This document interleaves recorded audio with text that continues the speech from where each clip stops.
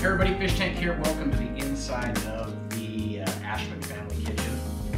Real quick, I am 18 days, you can't really count today, so I'm 17 days away from the Continental Divide Trail, 3,100 miles from Mexico to Canada. And those of you that know me, I am pretty excited.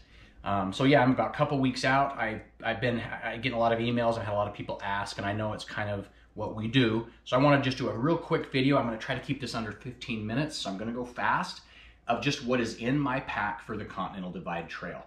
If you want to get specifics and weight and make and model and this and that, feel free to just hit me up on a Facebook instant message. I'd be more than happy. But so I'll start right off with the main item is my pack. I'm going to use again the Exos 58 by Osprey. This is the pack I did 1,500 miles of the Pacific Crest Trail with.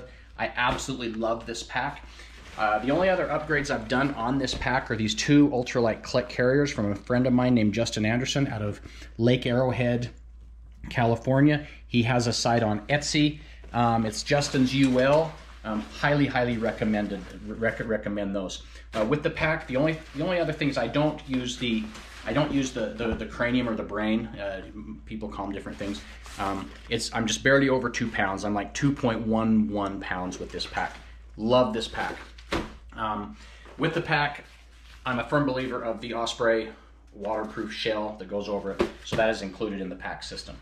Tent, I'm going with the same tent I used on the Pacific Crest Trail, just an upgrade as far as a newer model. I had the camo version of the Z-Packs Duplex on the PCT. I'm just going with the white version of the Z-Packs Duplex. And as you can see, I keep it inside this, I keep it inside this REI Co-op bag. Here's the tent. It just fits in there, super loose. Allison, or Mrs., no, you're not Mrs. Fish Tank, Bearbait, yeah, now it's a trail name. Bearbait calls this my Styrofoam tent, but it's the white version. Really excited, happy to have that. My other tent did really well. It's just after 7 months out on trail, it started to show a little bit of wear on some of the seams, and I didn't want to try to ask that tent to do another 3,100 miles. The reason I have it inside this bag, just really quickly, is it goes in my pack first. So having it in a loose bag like this, it really compresses and it conforms to fill up the entire section of this pack, rather than wasted space, wasted air pockets. And this doubles as a pillow at night because I jam extra stuff in it. It works really well. As far as the stakes, I go with the MSR Groundhogs. I do have Groundhog Minis, and I have a little bigger ones, and I also have some snow stakes that I may have Bearbait send me when I'm in Colorado. But for that looser earth, the sand of southern, central, and northern New Mexico, I think these MSR Groundhogs will be perfect. I've got 8 of them. The tent only requires 6.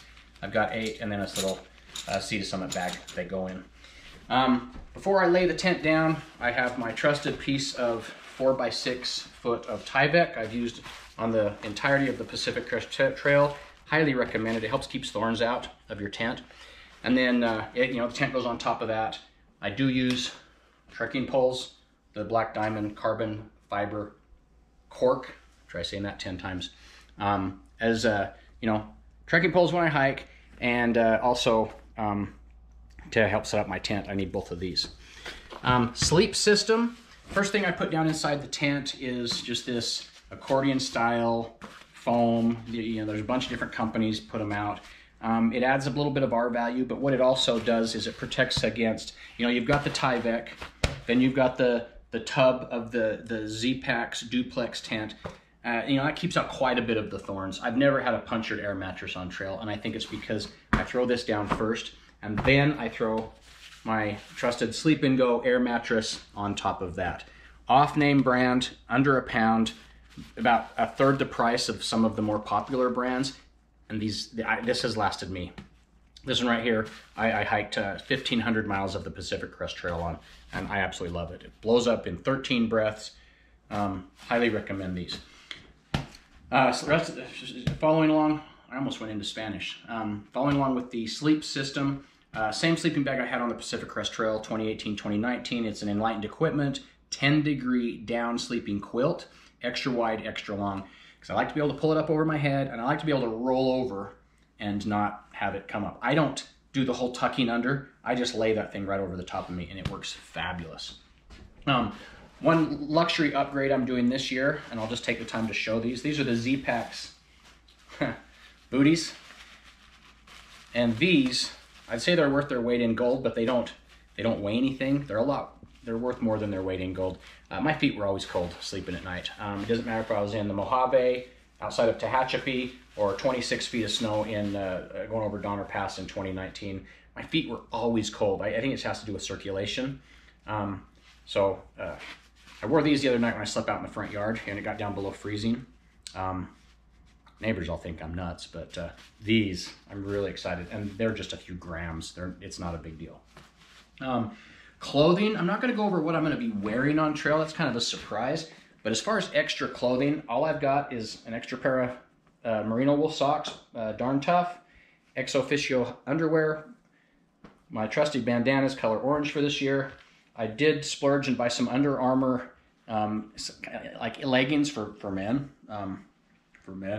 And these are insulated to help me through the Colorado snow.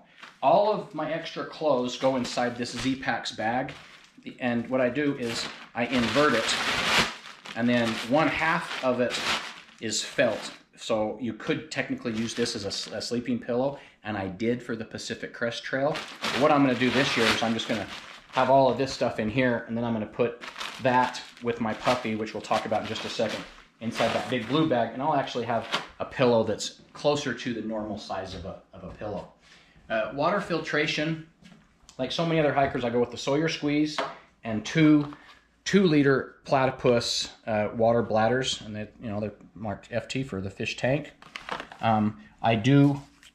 A lot of people just goes with the squeeze click top. I go with one of these threaded deals, because then you have this on there tight, but then you 1 or 2 turns of the threads are all you need on a 2-liter smart water bottle, and you don't have to sit and hold it. You can operate the squeeze function up here from your dirty water supply, and it will hold it in there, and it will fill up your clean water supply and still allow enough air to escape to where it doesn't bind up. But that is pretty much my water filtration system. I am going to go with Aquamira drops once I get up into Idaho and Montana, just merely for the fact that the temperature drops enough that if this freezes, it's not guaranteed to still filter up to what it should. So I'm going to go with Aquamira, but that's not going to be until like the last 400 or 500 miles of the trail. Mosquito head net, use this in Yosemite. I hope I don't need it going through the CDT, but chances are I will. Save my bacon. I do carry a food bag. This is the Z-Packs food bag. I tried a lot of them. I'm not sponsored by Z-Packs. I get nothing from it. I pay for this just like everybody else, but it's the best one I could find. It's got Velcro. You roll it up. It's got the snaps here, and it's also got the hook so you could hang it from a tree. I went through like 4 or 5 different types of food bags on the Pacific Crest Trail before I got this one for the last 1,500 miles in 2019. So I'm a big fan of that. Pretty self-explanatory. It is my 0.45 ounce Pooper Scooper Ultralight Edition, and I keep it inside of a 1 gallon freezer bag, only because I don't want these sharp edges rubbing all day long and maybe cutting whatever it's next to in my pack. So I keep it in here, and then I just roll it up. Rain gear for this year, a big problem I had on the Pacific Crest Trail, northern Washington, was I love Marmot. I have a lot of Marmot stuff, but the Marmot rain gear I had, it just didn't breathe. It was like wearing a big sheet of plastic that was cinched up. It kept the rain out, but I sweat so bad that it was really kind of a moot point. So I got this, I think it's called the Booties rain jacket by Z-Packs. They are spendy. This was, I want to say, $200 or $300. Can't remember. We bought it way last year when I thought I was going to hike the Appalachian Trail in 2020. Right then, COVID shut the world down. But Booties rain jacket. It is. They're spendy, but the reviews are fabulous. I'm excited to use that. Hope I won't need it a lot, but I've got it. Medical bag, and I'm not going to go into a lot of detail on this because medicine's a personal thing and it's different for everybody. But I've just got anti-inflammatories, Imodium, Leukotape, got my toothbrush, my toothpaste. I've got sunscreen, flossing, for the teeth. The only weapon on trail that I have is my trusted 2-inch Swiss Army knife, but just an assortment of stuff for, you know, any kind of illnesses that you could treat on trail with, you know, not the major stuff, obviously, where you have to get off, but just, and I in 2018, 2019, I used more of this stuff on other people than I did myself, and it felt good. Yeah, it's a little bit of weight. This is just under a pound, but it felt good to, you know, find someone in camp that was maybe had a really bad headache or had diarrhea, and I've got Imodium, and I got aspirin, I got ibuprofen, I got anti-inflammatory, so it was kind of cool to be able to help people with that. Bearbait, I'll hop right over here if you'll keep following me. So I've got 7 or 8 pre-addressed envelopes with SD card sleeves in them, and my New Mexico hiking land usage permit, and all those go inside of a 1-gallon Ziploc baggie, freezer baggie with a pen. And I'll explain the envelopes here in just a second. I've talked about the poles. One of my favorite pieces of gear on trail is my synthetic Marmot puffy. This thing weighs a pound. You know, it folds up into nothing, but it's one of those lifeline things. This piece of item right here could be, you know, the difference between hypothermia or, you know, I love my puffy. It's hooded. It was quite expensive, but it's one of those things where it's worth having on trail. And I had that through the entirety of the Pacific Crest Trail in 1819.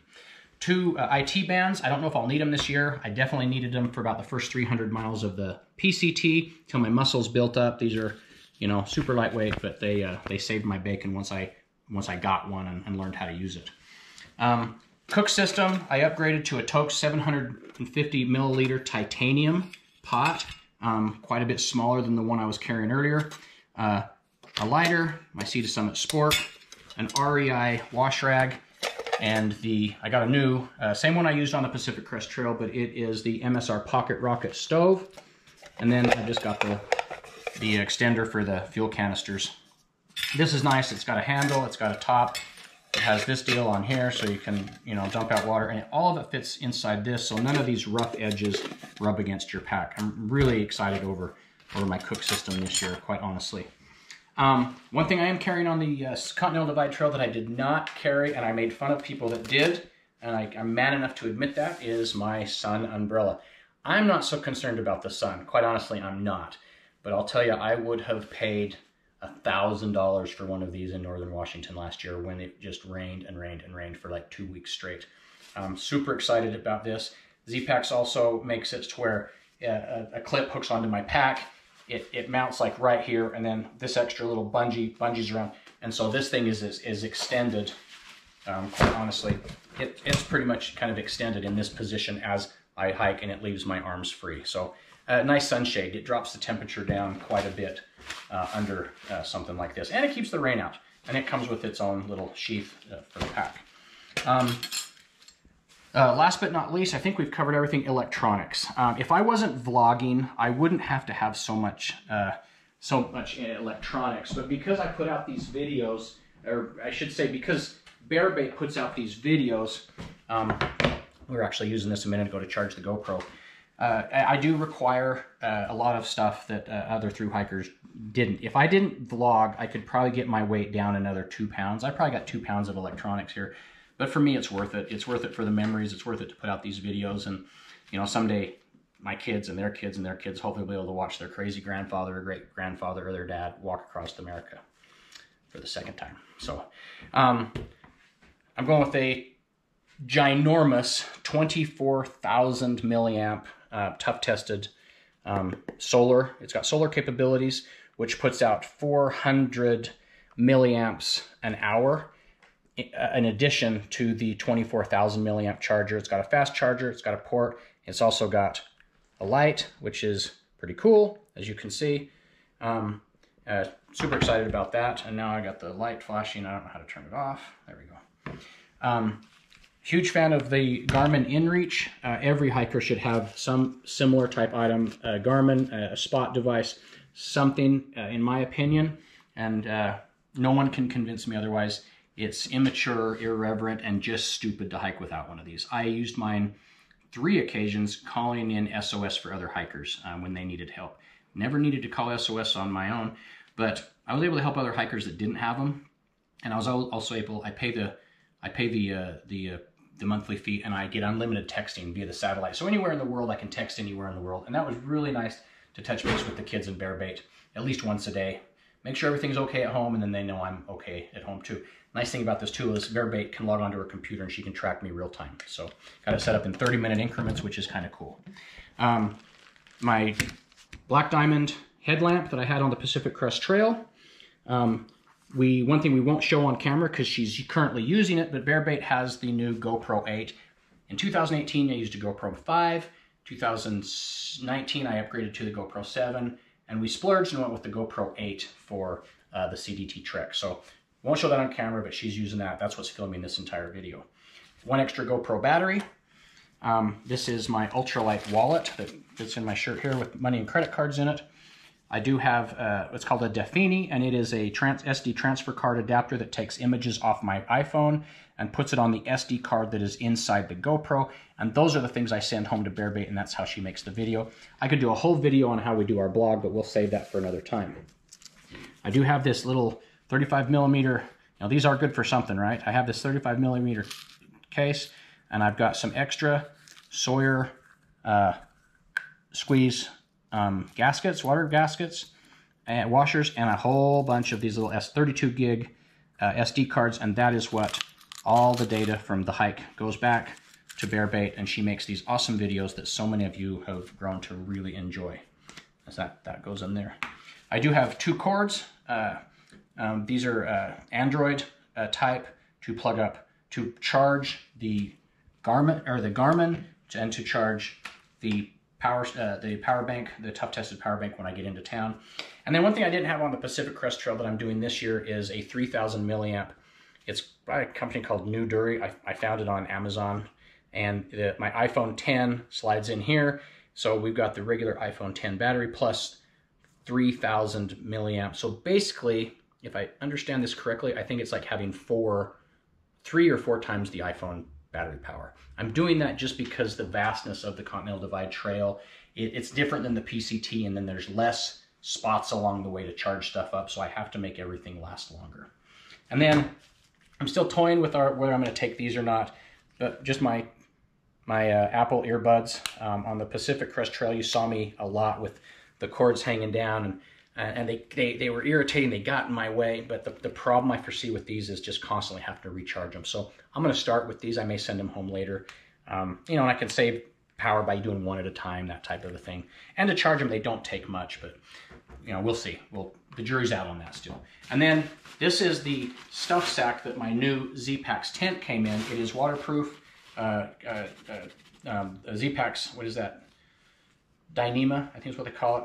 But this is going to be my electronics bag, and it will cinch tight, and all my electronics will be in there, and they will be waterproof. I think bear bait. Did I cover everything? I think, yeah. She's giving me the thumbs up. She doesn't like to talk. I think that covers everything. So that is basically what is in my pack for the Continental Divide Trail. Now, some of this stuff will change when I get to Chama, New Mexico. Bear bait's going to send me my ice axe, my micro spikes, possibly some bigger gators rather than the hiking gators. So some of this stuff could change, but this is the core of my pack. So you guys have seen everything that's going into my pack. I'm not going to really get into base weight because I kind of have a love-hate relationship with base weight. What's right for one isn't right for the other. If you weigh 300 pounds and you played high school, college football, base weight for you is going to be different than if you were 4'3" ballerina. So people that sit and live and die by base weight, it's relative. It just, to me, it doesn't make sense. But for those of you that are interested, I'm right in the area between 16 and probably 18 pounds right here as a base weight, meaning not non-perishables. What's the word? Consumable. Thank you, bear bait. Non-consumables. No fuel, no food, no water, no toilet paper, just my stuff. So like always, I hope this finds everybody out there healthy, happy, and well. We're going to be putting out another great product this year. Hopefully it's from Crazy Cook all the way to Waterton Park, Canada, 3,100 and some change on the mileage. We promise the videos will be family friendly, entertaining, very, very comical, and very, very real. So if you're excited about that, do me a favor, jump on over to the, well, I was gonna say jump on over to the YouTube channel, but they're already on the YouTube channel. Do me a favor, hit like, hit subscribe, because that's the way you guys are gonna be able to follow these videos. Again, this is Fish Tank from my living room in Salt Lake City, Utah. I hit the trail in about 17 or 18 days, and it's gonna be an epic, epic, crazy summer. Wish me luck. Until then, hope this finds everybody healthy, happy, and well at the Fish Tank and bear bait. Out.